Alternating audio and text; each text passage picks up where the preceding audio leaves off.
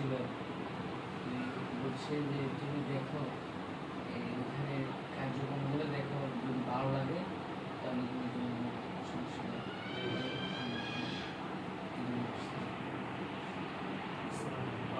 সোহেল ভাই আগে থেকে বসতেন মাদ্রাসায়? আচ্ছা বলেন। আমার নাম আবু সাইদ আহমদ।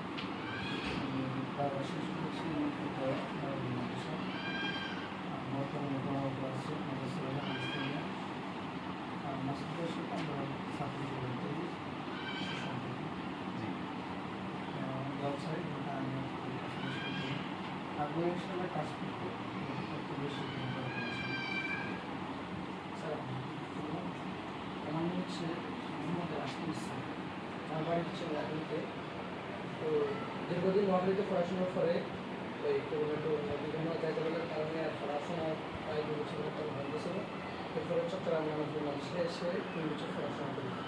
1.5 বছর হাটাজারি মাদ্রাসায় ভর্তি হওয়ার সুবাদে জাতীয় নামপুর মাদ্রাসা থেকে সরাসরি হাটাজারি মাদ্রাসায় ভর্তি হওয়ার কোনো অপশন নেই।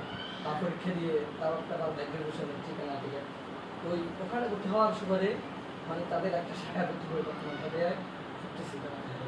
তো আসলে আমাদের ঘটনা শুনে বা আমল আখলাক বা যত কিছু আছে সবগুলোর মূল মাকসাদগুলিতে বলছে যে ওয়ালি ইলাহি একটা আয়াত বলছিল যে সবগুলো হচ্ছে আল্লাহ তাআলার জন্য, সুতরাং নিয়ত সহি করা। তো আমরা যেটা দেখতেছিলাম যে ধর্মীয় বিষয় বা যেটা রাষ্ট্রীয় বিষয় সব সেক্টরে বর্তমান মানুষ দুর্নীতি করতেছে, যে মানুষ প্রতারিত হচ্ছে।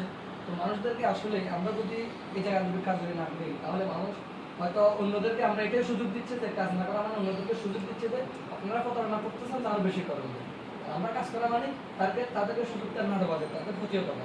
তো আমি আপনার ব্যাপারে শুনলাম যে এরকম এই কাফেলার বিরুদ্ধে আমি ওনাকে বলছি যে এরকম যদি হয় তাহলে তো আমি আপনাদের সাথে কাজ করতে পারি। তাদের আমারই মূল মাকসাদ হচ্ছে আল্লাহ তাআলার সন্তুষ্টি, যে আর ওরা যেন প্রতারক থেকে বাঁচতে পারে, আর আপনারা যেন উদ্দেশ্য যে ওলামা ইকরাম এই কাজ করলে মানুষ যেন বাঁচতে পারে। তাহলে হয়তো আশাবাদী ইনশাআল্লাহ আল্লাহ তাআলা যদি কবুল করে আমরা আপনাদের সাথে কাজ করে মানুষদেরকে প্রতারক থেকে বাঁচাতে পারবো।